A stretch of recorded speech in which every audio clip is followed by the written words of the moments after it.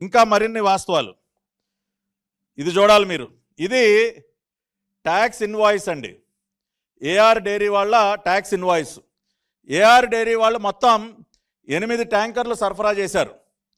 మొదటి 4 ట్యాంకర్లు వాడటం జరిగింది. Second 4 tanker second batch quality మీద కంప్లైంట్స్ రావడంతో అది మన ల్యాబ్కి పంపించాలంతా తెలుసు.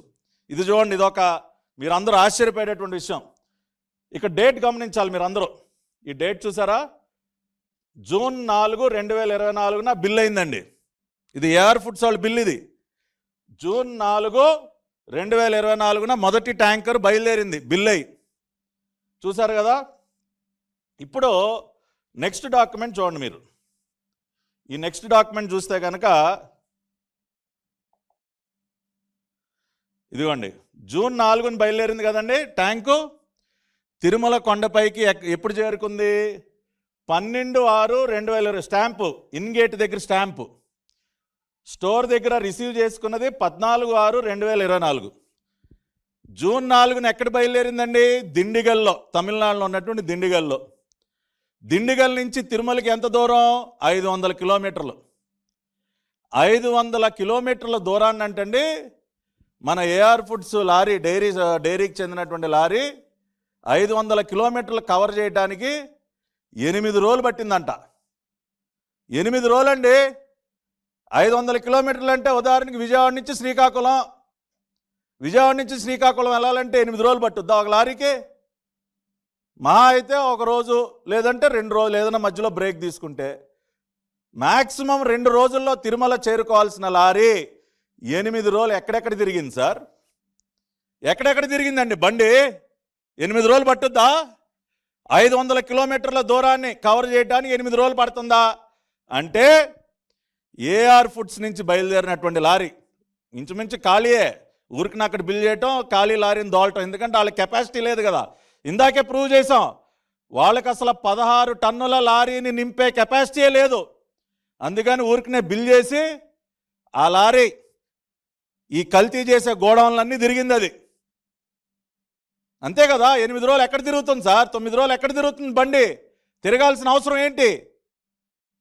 ఏఆర్ ఫుడ్స్ పేరుతో బిల్లులు తయారు చేసి మీకు కావాల్సిన చోటల్లా తిప్పి బండిని 9వ రోజు కొండపైకి తీసుకొస్తారా? దేనికి సార్? దేనికి తిరిగింది బండి? 8-9 రోజులు ఎక్కడెక్కడ తిరిగింది బండి? అదే కదా. ఇవాళ అందుకనే మేము సిట్టేసాం. ఇవాళ న్యాయస్థానం కూడా ఒక డైరెక్షన్ ఇస్తుంది, వదిలిపెట్టేదే లేదు. ఈ బండిని ఎక్కడెక్కడ తిప్పారో, ఎక్కడెక్కడ ఏమేం కొవ్వు కలిపారో, ఏ గోడంలో దాచిపెట్టిన కొవ్వు ఎక్కడెక్కడ కలిపారో ఆ కొవ్వుని నింపి గుడి దగ్గరికి కొండపై తీసుకురావడానికి 8 రోజులు టైం కావాలి మీకు. ఒక ట్యాంకర్ కాదండి, అన్ని ట్యాంకర్లు కూడా. ఏ ట్యాంకర్ అయినా చూడండి మీరు, మీకు ప్రతిదీ డాక్యుమెంటెడ్ ఎవిడెన్స్ చూపిస్తున్నాయి వాళ్ళు మీకు. ఎందుకంటే ఈ పాపాత్మలు చేసినటువంటి పాపం ప్రతి ఒక్కరికి అర్థం అవ్వాలి. ఇది చూడండి, ఇది బిల్ డేట్ ఎంత అండి? June 11. Second tanker number TN02BA9459 June 11న ఏఆర్ ఫుడ్స్ నుంచి బయలుదేరినట్టు బిల్ చేశారండి. ఈ బండి ఎప్పుడు చేరుకుందో తెలుసా కొండ మీదకి? అది కూడా చూపిస్తా ఇప్పుడు. ఇదిగోండి, ఎప్పుడండి డేటు? 20వ తారీఖున ఇన్గేట్లోకి వచ్చింది, 24న స్టోర్ దగ్గరికి వచ్చింది. అంటే 11వ తేదీన దిండిగల్లో బయలుదేరిన బండి తిరుమల కొండ మీదకి 20వ తేదీ చేరుకుందండి. 9 రోజులు మళ్ళీ రౌండ్ వేశారు. వీళ్ళకి కావాల్సిన కల్తీ అంతా నింపుకోవడానికి మళ్ళీ 9 రోజులు. అంటే ఏమన్నా ఎడ్ల బండి అనుకున్నారా ఏంటండి? ఎడ్ల బండి మీద తీసుకొస్తా ఉన్నారు మీరు. 500 కిలోమీటర్ల దూరానికి 9 రోజులు. ఇది సెకండ్ ట్యాంకర్కి 9 రోజులు. అదేవిధంగా ఇదిగోండి మూడో ట్యాంకర్ AP 26TC4779 19/6/2024 బయలుదేరింది ఏఆర్ ఫుడ్స్లో డైరీలో. అది ఎప్పుడు చేరుకుందండి? 25వ తేదీ చేరుకుంది. 25 జూన్, మళ్ళీ వారం రోజులు పట్టింది. అదేవిధంగా ఇదిగోండి 4వ ట్యాంకరు జూన్ 27న బయలుదేరింది. TN02BA 9549 జూన్ 27న బయలుదేరింది దిండిగల్లో. ఎప్పుడు చేరుకుంది? జూన్ 27న బయలుదేరిన బండి జూలై 4వ తేదీన చేరుకుంది. ఇన్గేట్ టైము స్టోర్కి 12 వచ్చింది. అంటే ఇట్లా 500 కిలోమీటర్ల దూరాన్ని కవర్ చేయటం కోసం ప్రతి ట్యాంకరు ఎందుకు 9 రోజులు 10 రోజులు వారం రోజులు దేనికి తీసుకుంటా ఉంది?